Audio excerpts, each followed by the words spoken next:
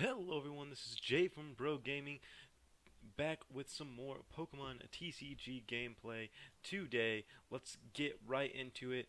And yesterday, if you haven't seen yesterday's video, I would go ahead and go check that video out. It talks about the consistency of the current deck that I'm playing, which is Alolan Ninetales and the Golduck from Sun and Moon. We're going to get to call the coin flip here. Actually win it. I prefer to go first in this deck. I'm doing something a little bit different for Roads to Worlds today, which is a little bit of live commentary, and I'm going to do more of a strategy for this particular deck than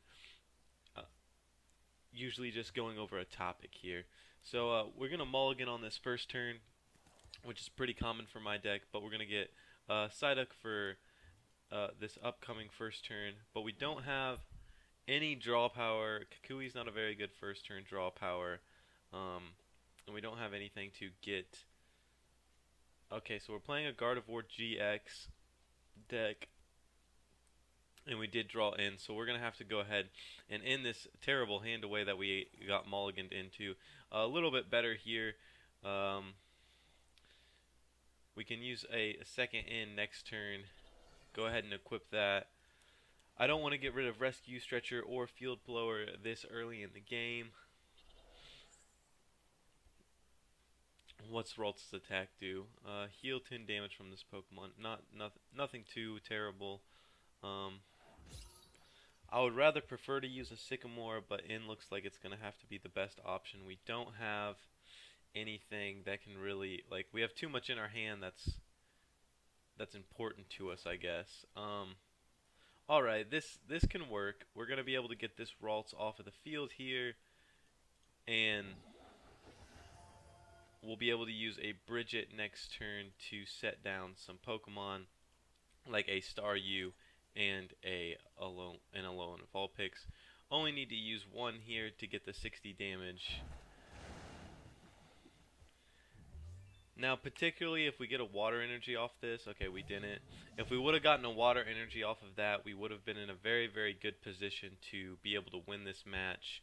Mostly because we would have had two Raltses in the discard pile. This in is going to throw a wrench into our plan, though, of using Brigette to knock on some basic Pokemon onto the bench.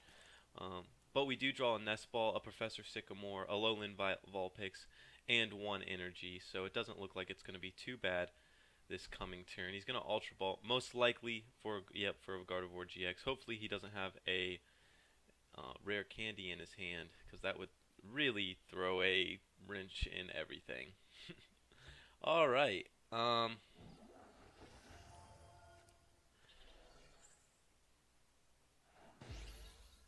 Yeah. Now he does only have particularly one card.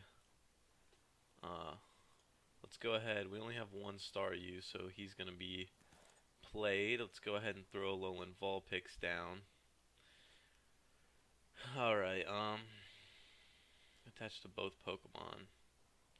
We could retreat. Let's go ahead and use our Nest Ball here to get down a second Psyduck. He's low on hand, so I actually have a pretty good feeling that we will be able to do some stuff. We'll go ahead and escape rope his Cutie Fly, go into our Alolan Vulpix, and just because we might need to retreat it, let's go ahead and Sycamore. Alright, we get quite a few things that's actually decent. We have another escape rope. We have an Alolan Ninetales to counter his GXs. Alright, this could actually be pretty good. Let's beacon for the final setup. Let's grab Starmie and let's go ahead and grab Golduck Break.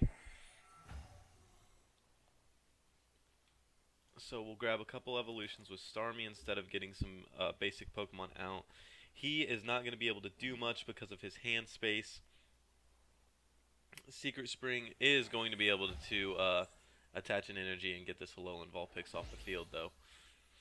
Alright, so we have a couple options that we can do. Okay, so we're going to evolve this, and we'll go ahead and evolve that, and we'll go ahead and evolve this.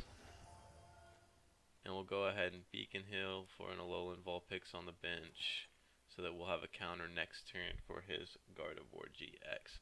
What we possibly could do, it's only going to be doing, actually no, it's going to be doing a lot more than 60 damage to us. We could take out this Cutie Fly with only 30 HP. It's not the biggest threat to us though. I have an Ultra Ball in my hand. How many?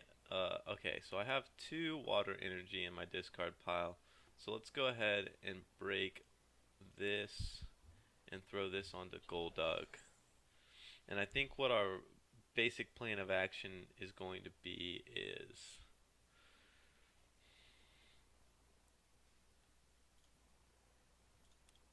double jet this turn. He's only got 2 cards in his hand. Yeah. We're going to lose one of our Golduck breaks, but in the long run, we should be able to take out this Gardevior-GX, plus we'll have an Alolan Ninetales set up. And if he neglects the Alolan Vulpix and doesn't play it, then we get an Alolan Ninetales set up. But if he neglects the Golduck break, then we have Golduck break on the field. He's going to Skyla for this turn, which is going to provide him his next turn setup, which is most likely a draw power supporter. Yeah, Professor Sycamore. So next turn he's going to be set basically.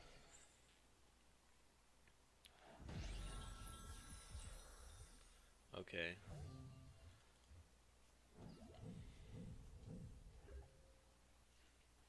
Let's go ahead and evolve our Alolan Ninetales. I think we can, yeah, we have another Psyduck, so let's go ahead and bust him out. And we get the victory. He probably honestly shouldn't have done that. Mostly because of the fact that if he wouldn't have done that, he could have played Sycamore next turn, and Sycamore could have dramatically changed the game. And he was technically ahead in prize cards, even though that I was going to knock out his Gardevior-GX next turn.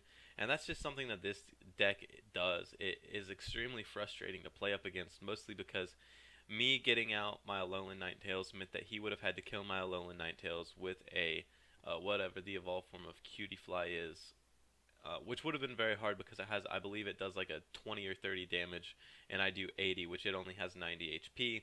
So it would have been very easily for me to take that out with my Alolan Ninetales. He would have had no counter attack for it. So basically, once I got that Alolan Ninetales out, the game was over, or he was going to have to play around it, which that becomes very hard because he had already, I believe he had already exhausted quite a bit of his resources. He didn't really have a hand. He was going to have to use Sycamore next turn, which he knew that Cutie Fly was going to be out in the active position, and that's something that you really didn't want. But other than that, it was a decent game there, guys. That's really all that I have time for today, though, with Pokemon TCG. So I hope you guys enjoyed that game. I hope that you learned something from that game. If you did learn something, go ahead and click that like button. And if you're new to the channel, go ahead and click the subscribe button. It helps us out a ton. Anyways, guys, my name is Jay from BroGaming TCG. I want to remind you all to always keep on battling and pursue your dreams. Thanks for watching.